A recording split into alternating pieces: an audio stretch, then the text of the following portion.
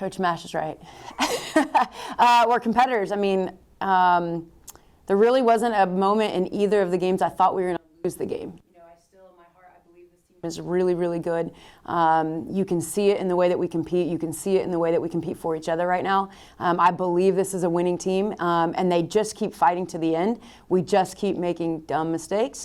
And other teams are capitalizing on those. So we've got to really dial into some of the details. We've been focused on that for the last week, just the little things that are getting us stuck. And, that's going to help us get over this tying streak. Coach, your side is in an interesting position right now. 6 games left on the conference schedule. You get a little week break right now getting ready for WT on Saturday. But you guys have got to get some wins. You have put yourself in a position where a couple wins and all of a sudden you're going to be at the top of the conference, but if it goes the other way, you're going to be on the outside looking in. Correct. How important are these matches coming up, not just against WT, but the next 2 or 3? Yeah, I mean, if you play in this conference long enough, you recognize every single game is a big game. There's not a moment that you can take a break. So it isn't this different message than what we've been giving all year. I mean, you've got to win. You've got to play to win. The message has been the same from the first day.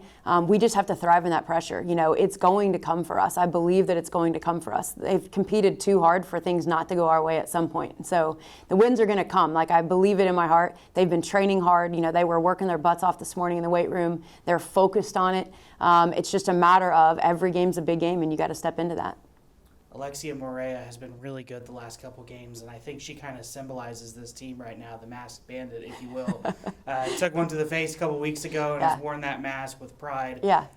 But if you just look at the way she's fighting and she's playing right now, do you feel like that's a little symbolic of your team right now? 100%. I mean, her goal on the weekend was just absolutely gorgeous. But she's just playing without fear. She's a senior with a fractured face and a Batman mask, and she has nothing to lose. And so she's literally laying everything on the line. I don't know how many times we keep saying, quit kicking it to her in the air, and she just keeps winning headers. But, she's wearing it and owning it. And I think, her spirit, I think that battling spirit is really contagious to the girls right now.